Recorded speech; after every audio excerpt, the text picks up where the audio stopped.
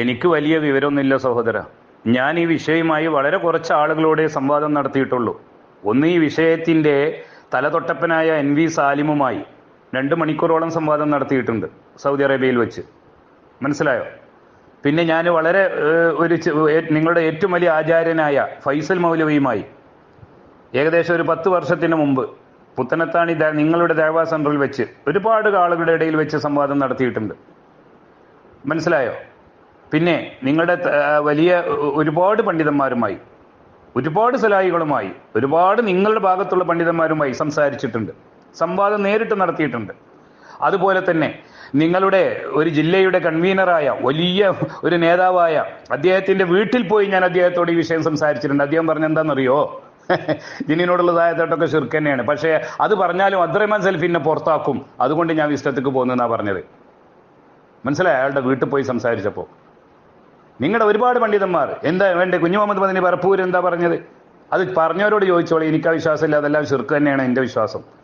CP Saleem എന്തായാലും ഞാൻ പറഞ്ഞു അതെല്ലാം ശിർക്ക് തന്നെയാണ്. സഹിയായ ഹദീസിനെ വിമർശിക്കുമ്പോൾ മാത്രമേ മറുപടി പറയേണ്ടുള്ളൂ. ജിന്നിനോടുള്ള സഹായത്തെല്ലാം ശിർക്ക് തന്നെയാണ്. അറിയോ നിങ്ങൾക്ക്? ഹുസൈൻ സൽഫി എന്താ പറഞ്ഞത്? ജിന്നിനോടുള്ള എല്ലാ സഹായത്തോട്ടും ശിർക്ക. ഫൈസലിന്റെ വാദം അവർക്ക് ആർക്കുമില്ല. ഫൈസൽ മൗലവിയും മാലിക് സലഫിയും അത് പറയുന്ന ആ വിഭാഗമുണ്ടല്ലോ, ഒരു ഗ്രൂപ്പ്, അവർ പറയുന്ന വാദം ഇവർക്ക് ആർക്കുമില്ല. ഇവരൊക്കെ അതെല്ലാം ശിർക്കാണെന്ന് പറഞ്ഞ് എഴുതി ഒപ്പിട്ട ആളുകളാണ്.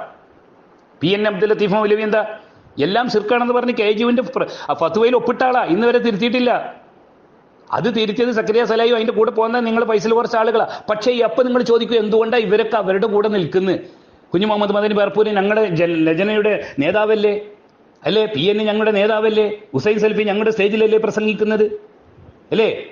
അപ്പൊ നിങ്ങൾ ചോദിക്കൂ എന്തുകൊണ്ടാണ് അവരവിടെ നിൽക്കുന്നത്? കാരണം നിങ്ങളെ മുശ്രിക്കൻ വിശ്വാസത്തിലേക്ക് നിങ്ങളെ തുറന്നു വിടാതിരിക്കാൻ. നിങ്ങൾ അതിനാ ദഅവത്തിലേക്ക് ഇറക്കിയത്. പക്ഷെ നിങ്ങളുടെ മനസ്സിൽ നിന്ന് പിശാച് അത് കളയില്ലല്ലോ. ഫൈസല് വിഭാഗം നിങ്ങളെ സംഘടനയെ ഹൈജാക്ക് ചെയ്തു കളഞ്ഞു. ഇനിയിപ്പോൾ അവര് സത്യം പറഞ്ഞാലോ?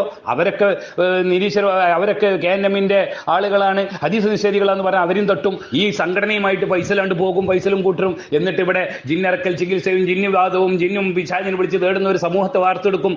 ഇത് പേടിച്ചിട്ടാണ് കുഞ്ഞു മുഹമ്മദ് മദനി പലപ്പോഴും PN ഹുസൈൻ സൽഫിയൊക്കെ അപ്പുറത്ത് നിൽക്കുന്നത്.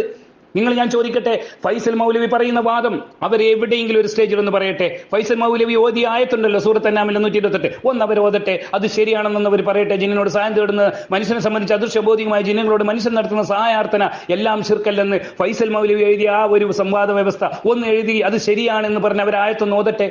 ഓതുവോ? ഇല്ല, അവർ പറഞ്ഞത് ശിർക്ക് തന്നെ. പക്ഷെ അവർക്ക് നിവൃത്തിയില്ല. അവരിനി അത് പറഞ്ഞാൽ ഈ പണ്ഡിതന്മാർ, നിങ്ങൾക്ക് സംശയമുണ്ടോ? ചോദിക്കാം. നിങ്ങൾക്ക് വേണോ നമ്പർ?